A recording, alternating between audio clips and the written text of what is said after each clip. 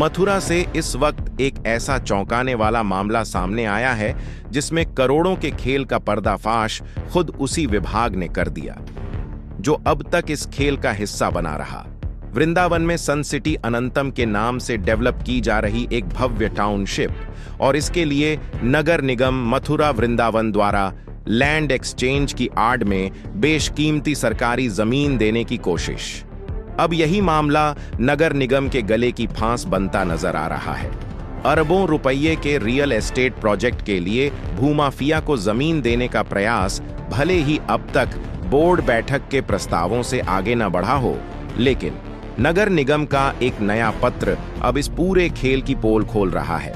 इस पत्र से संकेत मिलता है कि यह सारी कवायद उन करोड़ों रुपए की रिश्वत को पचाने के लिए की जा रही थी जो शासन में बैठे जनप्रतिनिधियों और प्रशासन में बैठे अधिकारियों की शक्ल में कुछ लोगों ने पहले ही ले ली। नगर निगम द्वारा 31 जनवरी 2026 को जिलाधिकारी मथुरा के नाम लिखा गया पत्र बड़े खुलासे कर रहा है। इस पत्र में 17 जनवरी 2026 की जन सुनवाई शिकायत के निस्तारण का हवाला दिया गया है। शिकायतकर्ता हैं दीपक शर्मा, पुत्र लक्ष्मी नारायण शर्मा उर्फ ब्रज बिहारी शर्मा, निवासी वृंदावन बांगर, तहसील व जिला मथुरा। शिकायत सीधी और गंभीर नगर निगम मथुरा वृंदावन सन सिटी अनंतम को बेहद कम कीमत पर अपनी जमीन विनिमय कर रहा है। नगर निगम ने जवाब में लिखा कि भूमि विनिमय में भूमि की बिक्री नहीं होती बल्कि मूल्यांकन होता है और नियमों के मुताबिक विनिमय में सिर्फ 5% का अंतर मान्य है। नगर निगम का दावा है कि सन सिटी अनंतम को दी जाने वाली जमीन से अधिक क्षेत्रफल की भूमि निगम को मिल रही है। लेकिन यहीं से सवालों का असली खेल शुरू होता है। पहला और बड़ा सवाल, ये 5% का अंतर सन सिटी अनंतम के लिए फायदेमंद है या नगर निगम के लिए? नगर निगम ने आज तक यह साफ क्यों नहीं किया? दूसरा बड़ा सवाल, करोड़ों की सरकारी जमीन के विनिमय में क्या 5% का अंतर कोई मामूली बात है? अगर अहम नहीं है तो नियम क्यों बने? तीसरा सवाल, एक निजी कंपनी के पक्ष में सरकारी जमीन के विनिमय की पहल किसने की, किस स्तर से की और किसके इशारे पर की? चौथा सवाल, अगर सन सिटी अनंतम की जमीन ज्यादा कीमती है तो वो एक्सचेंज क्यों चाहता है? और अगर नगर निगम की जमीन ज्यादा कीमती है तो निगम किस स्वार्थ में उसे देने पर आमादा है? पांचवां सवाल, क्या शासन की मंजूरी के बिना जिला प्रशासन की कोई इकाई किसी प्राइवेट प्रोजेक्ट के लिए लैंड एक्सचेंज का प्रस्ताव ला सकती है? और अब सबसे गंभीर सवाल, जब यह भूमि विनिमय अब तक स्वीकृत ही नहीं हुआ तो फिर सन सिटी अनंतम इस जमीन पर काबिज कैसे हो गया? किसके संरक्षण में यहां अवैध निर्माण शुरू हुआ और क्यों नगर निगम को इसकी भनक इतनी देर से लगी? नगर निगम ने अपनी जांच में अवैध कब्जे और अवैध निर्माण की पुष्टि की और 22 जनवरी 2026 को मथुरा वृंदावन विकास प्राधिकरण को निर्माण ध्वस्त कराने के लिए पत्र भी लिखा। लेकिन सवाल यह है, क्या नगर निगम को अपनी ही जमीन को कब्जा मुक्त कराने के लिए विकास प्राधिकरण की जरूरत है?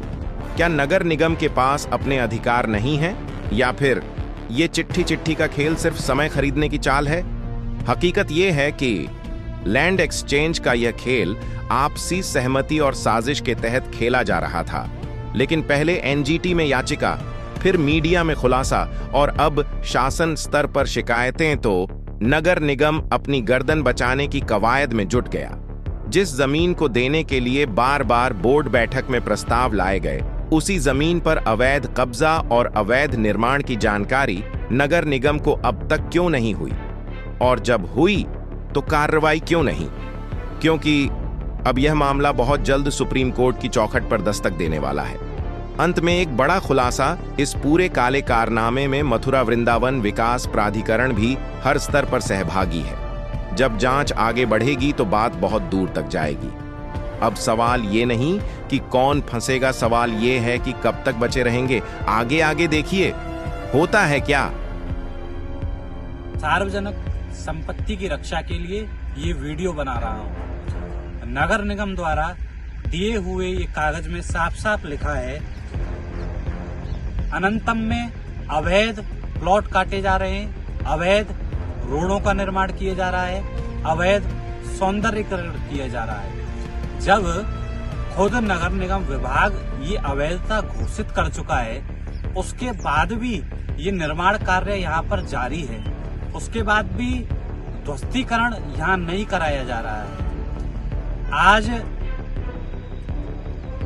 मथुरा वृंदावन विकास प्राधिकरण के सचिव महोदय व उपाध्यक्ष महोदया से मिला, लेकिन उनके द्वारा कहा गया 20 से 25 दिन कार्रवाई के लिए लगेंगे। सुप्रीम कोर्ट की गाइडलाइंस के अनुसार सार्वजनिक संपत्ति पर कब्जा करना, उसको तुरंत ध्वस्तीकरण किए जाने की गाइडलाइंस है, लेकिन उन गाइडलाइंस का पालन यहाँ शासन के द्वारा नहीं किया जा रहा है। यदि किसी गरीब का मकान होता तो शासन कब का उस पर बुलडोजर चला देता, उसको तोड़ देता, डोमिलाइज कर देता, लेकिन बहुत बड़ा बिल्डर है, अनंतम बहुत बड़ी सोसाइटी है, यहाँ हमारी सार्वजनिक संपत्ति पे कब्जा कर रखा है और निरंतर निर्माण किए जा रहा है, लेकिन उस पर अधिकारी चुप्पी तान कर बैठे हैं। आप दिखाइए जरा घुमाकर, उधर भी अभी रोड का कार्य चालू हो रहा है, उधर दिखा दीजिए।